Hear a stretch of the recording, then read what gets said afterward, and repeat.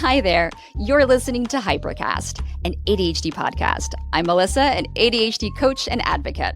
Hi, I'm Brianna, an ADHD coach and soon-to-be therapist. We are here to explore all things ADHD, from unexpected challenges to unique strengths. Join us as we share insights and strategies that empower you to live your best ADHD life. Ready? Let's dive into today's episode.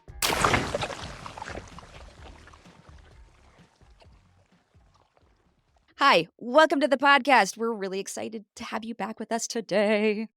Welcome to the podcast. We're so happy to have you here. Today, we're going to talk about ADHD and habits. Oh, wait. Before we move along, we are announcing something new that we are calling Hypercast Side Quests. These are bonus episodes where we dive into all the fun and interesting tangents from our regular shows. Stay tuned for Hypercast Side Quests. Okay, back to today's topic, habits. Recently on ADHD boards, someone has brought up a topic, and that topic is that people with ADHD cannot form habits. And that leads to a bunch of replies, and all of those people are saying things like, yes, we are broken because we have ADHD. We can't adult because we have ADHD. Why do we even try? Because we have ADHD. And that breaks something inside of my soul. And I really wanted to talk about this topic, so maybe these things won't keep coming up. The fact is that we as people with ADHD can create habits. It is much more difficult for us, and we may need some different motivating factors. Yeah, the habits are very important because I have seen discourse around this as well. And I have seen the same things that you've seen. We can't form habits, and it's a half truth. So it's that situation of, oh, ADHD people can't form habits in this specific way, and look at all the other ways that we can form habits, and how amazing it would be if that information was actually presented instead of this clickbait title of, we can't form habits. Everyone die and suffer alone because we're never going to be successful adult human beings, which is not true. There's always a way to look at it that doesn't mean we're doom and gloom. Since this is all over the internet now, is this technically misinformation? Are there things that we can clarify for the community? But yeah, the misconceptions, it's hard out there because you think you're finding sources of information about stuff. And even then the medical community and the research communities will pick up this discourse and do research on it and be like, yeah, they can't form habits. But notoriously, reading research documents is quite difficult to decipher. So they did this study with ADHD, and basically they found that ADHD habit formation was not linked to motivation, which is what neurotypical. So when they say you can't form habits or whatever, you can't form motivational based habits. Okay. Because we lack dopamine, which is the reward neurochemical, we cannot form habits based on motivation because we never get that reward chemical from doing small tasks, which is why a lot of us tend to be thrill seekers, because the bigger the thrill, the more likely it is that we're going to get dopamine. So we don't get dopamine from things like brushing our teeth or sending an email like a neurotypical person would, so they can do motivation-based habit formation. Whereas we do not do that. Is it interest-based? No, maybe. Because you're not interested in brushing your teeth. Well, unless you have an interest or motivation to brush your teeth. Like, I don't want to pay extra money to get more dental work done, or I'm afraid of the dentist, so I'm going to take very lovely care of my teeth. Or I like the way my clean teeth feel. Yes, to all of that. The consequences thing. Except that people with ADHD often have a hard time thinking about long-term consequences. People with ADHD being like, oh, there will be consequences if I don't do this habit. Harder. It seems to be more of a ritual or like a structure or a system. I brush my teeth every night, not as a habit, but as a ritual. And it's the ritual that is before bed. It's the structure of going to bed so I can transition through tasks easier. So it's not necessarily interest-based, but it's life simplification-based. The habit of getting up and getting dressed and brushing your teeth and eating breakfast and getting out the door where for a neurotypical person, that would be like a mindless activity. That's just, you do all that by habit and it doesn't require any energy. For us, it's the least effortful way of accomplishing the tasks we need to in a day. Yeah. And then back to this study here. It said this specifically, that the link between motivational control and ADHD symptomology was limited due to compensatory mechanisms. So ADHD people compensate for their lack of motivation in order to do goal-directed behavior. So what you're saying is some of the information from that study was taken out of context and has been spread and used in ways that aren't 100% correct. Exactly. Okay. Someone half understood what they read and ran with it. And now it's become a truth in the ADHD community, a quote unquote truth.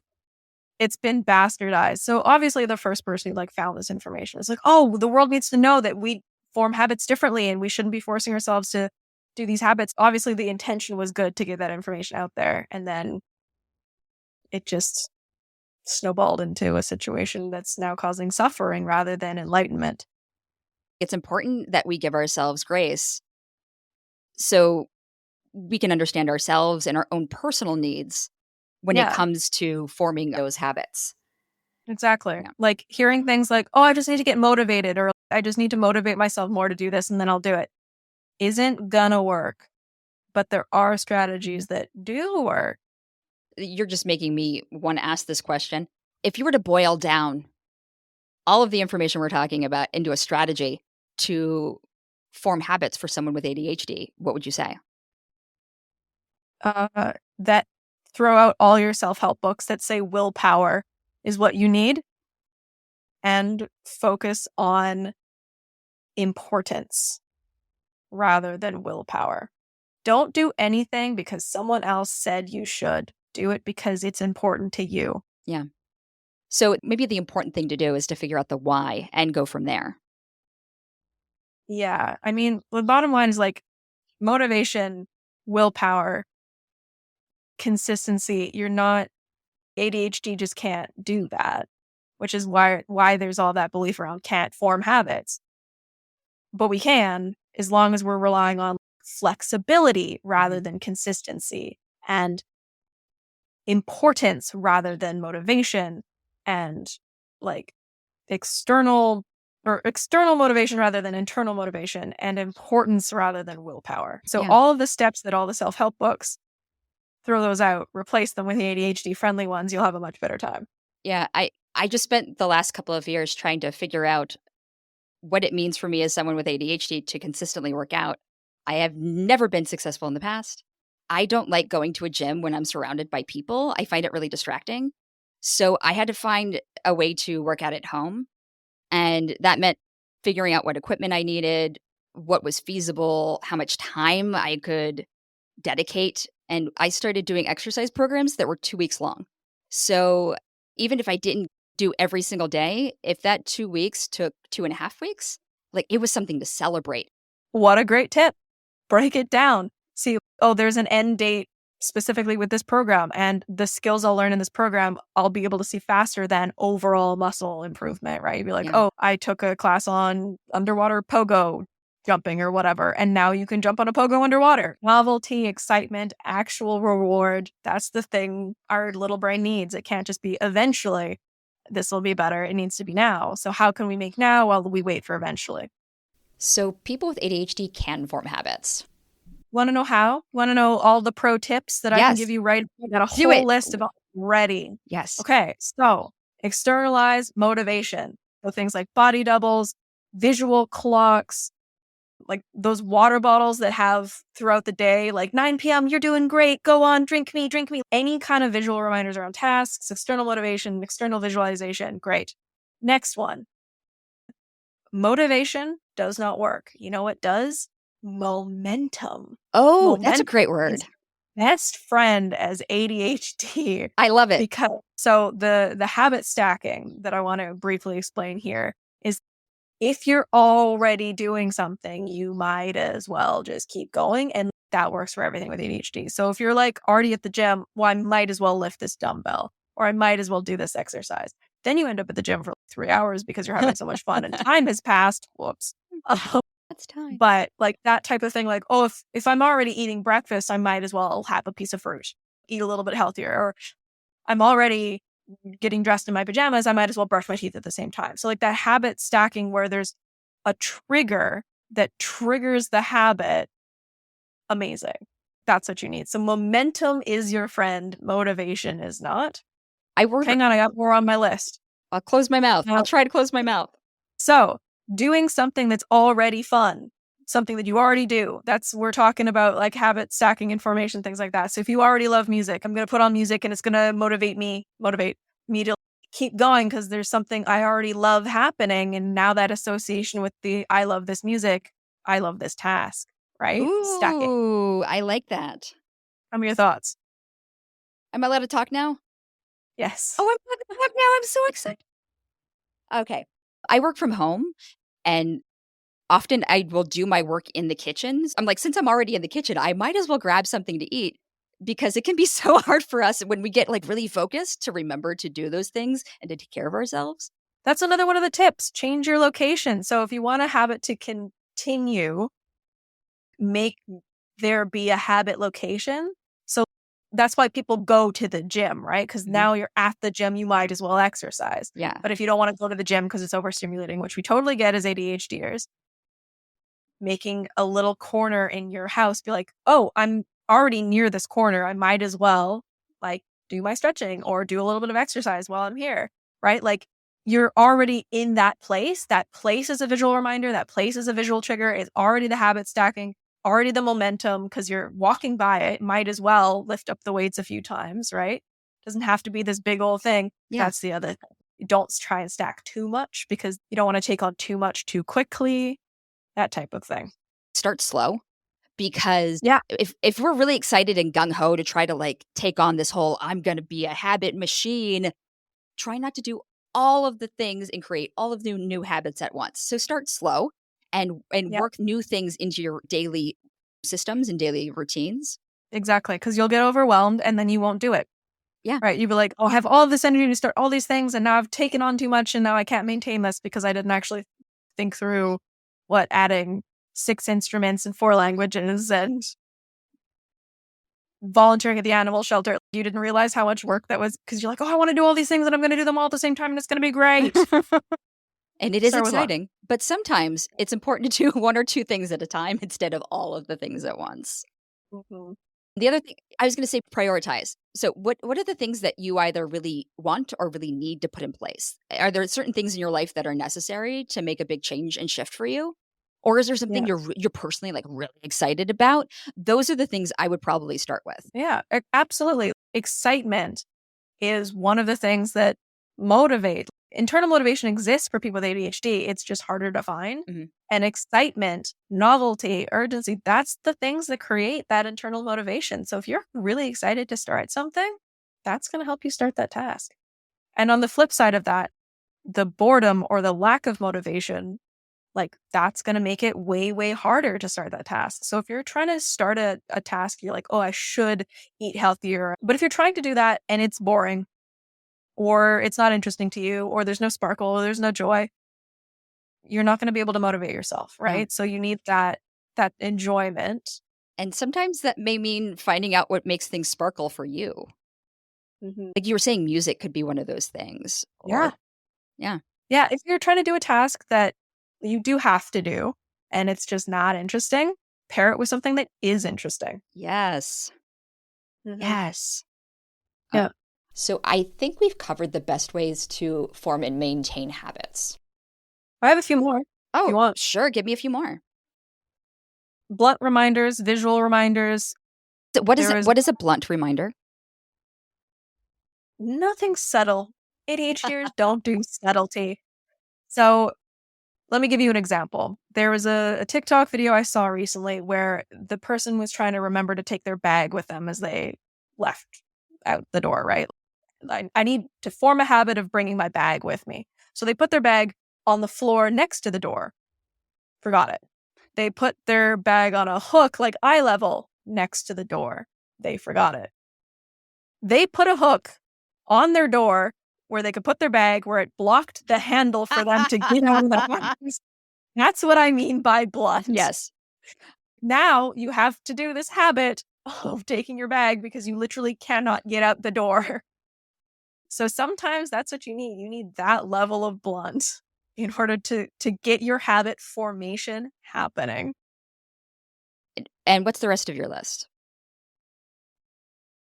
Accept failure, which is hard for us, people with ADHD, that rejection sensitivity. If we're not good at it right away, then we're not going to keep doing it. I know that from personal experience. There are many things. There's, well, I'm not immediately good, so I don't want to try. I'm just going to give up. Really having to like check in with myself, remember the why of why I want to do this in the first place. Remember why it's important to me to be able to push through that. I'm not going to be perfect the first time. And I don't have to be perfect the first time. Get organized is another one. So another mistake that I've seen a lot of ADHDers make is they want to start a habit and they've paired the habit with like the executive functioning that is hard and we hate. So like planning to do the activity, deciding what activity, when, where, creating the structure around the activity. So now there's this huge hump of energy that they have to overcome in order to do the activity or the habit, which could be really fun or really enjoyable or really beneficial. But now there's all this planning and executive functioning heavy tasks that have to come before the habit. And when you pair those, it's the opposite of pairing a hard thing with something fun. It's pairing something fun with something hard, and now you're not going to do it. So if you get organized to do the habit separately from doing the habit, that'll help out. Is there a way for us to remember the why that you can think of? I love this. I love the remember the why, but I'm thinking of ways for myself. Do I print it out really big and put it on my bathroom mirror, or do I have a token that reminds me of why? I mean, both of those are great. ADHD people are very visual. So yeah, I've seen Post-it notes. I've seen pictures. I've seen motivational boards. There's like inspo boards that people have. I've seen people with like t-shirts, statues, art, big old motivational words on walls. I've seen people like paint, like in their home gym, like paint the reason why they're doing this. Ooh. Instead of visualizing, like putting on your calendar, time to go to the gym, put on your calendar, like time to get healthy, maybe. Okay. Something like that. Just put the why into the places where you're remembering to do the task. Whatever it means for you to put that hook so your bag is blocking the way out of the door. Exactly. Yeah. Your why should be attached to your triggers. Yeah. Is realistically where it should be. If you're being triggered to do that thing, the why should be there. So one thing. Can I finish my list? And then there's more on the list? Okay. I have so much. So much. So limiting choices, removing obstacles, designing a space. So I know that tasking is really difficult if I have to clean up that space before I can do that task. If my gym mat and whatever is left dirty, I'm not going to want to do it because now there's a barrier. So designing your space, removing the obstacles, limiting your choices, organizing ahead of time. Then the last one on the list is reward your new behavior. Because our brain don't reward us. Store-bought reward is fine, right? We don't have natural reward in our brain. Our dopamine is lower. It's not natural. Store-bought is fine. You get that sticker chart. You get that coffee. You get that cookie. You get a bubble bath, coffee with a friend, anything that helps you cement that habit. Okay. External rewards, external motivation. It's not natural. Store-bought is fine. And I believe that is the end of my list. Yeah. Oh, I like this one too. Adopt an experimental mindset when changing your habits. Oh, I actually love that. It's gamifying and an exploration and fun. Yeah, and I think we were talking with someone who said the same thing of like when they're working with kiddos in particular, trying to get them to change and telling them what to do. Ooh, as an ADHDer, you tell me what to do, I'm never going to do. I'm actually going to do the opposite. Yeah, absolutely. Like, hey, what if we tried? Wouldn't it be fun to do an experiment? I wonder what would happen if we did this. Ooh. That's Oh, all the dopamine all day long. yeah, that got my heart fluttering. I'm so excited. What if? Yes, especially those who are I very want to curious or love to learn. that. Sorry, I guess I wasn't done with my list. I am now. I'm Is there anything sage-like that you feel like we need to add? Or yeah. Lose the judgments, I guess. Lose the expectations of society. Don't try and do things the way everyone else is doing them. Do it your own way. Yeah, so that's my sage advice. Ignore the judgment. If it works for you, then it's amazing and it's perfect because it works for you. It doesn't have to work for anyone else. It doesn't have to be the way that everyone else is doing it. And don't forget to celebrate yourself as well. That's the other sage advice. Like, I think we brushed over the reward yourself way too quickly. Like, literally, our brains aren't designed to do that. That's the difference that our brains are. The dopamine is low. Something is going on with the dopamine. We don't have enough of it. We don't get that reward chemical pathway signal activation often enough. and So yeah. store-bought is fine. And Like, you said please store-bought is fine, reward but yourself. something else that may work is sometimes I just reward myself with like a 5-minute dance party. I just turn on some music and I just dance for 5 minutes, and I put on do not disturb. That way I have no like incoming messages. It's only 5 minutes, but it's my time. And yeah, it's That's fun. exactly what you need. You need to anchor the win. You need to anchor the habit. You need to anchor it in something that is enjoyable, that you love, and remove the judgment about that. A 5-minute dance party is amazing. And don't let anyone tell you that that is not the reward you should be like, oh, well, you can't put on deodorant without a 5-minute dance party. Have you ever tried a 5-minute dance party? I bet you would find putting on deodorant would be more fun. Yeah, because a 5-minute dance party for putting on deodorant is awesome. Testing if the deodorant works. Yes, see? Very practical. ADHDers can form habits. We just have to do it differently. There is hope. We can adult. We're going to be just fine. We're going to be just fine.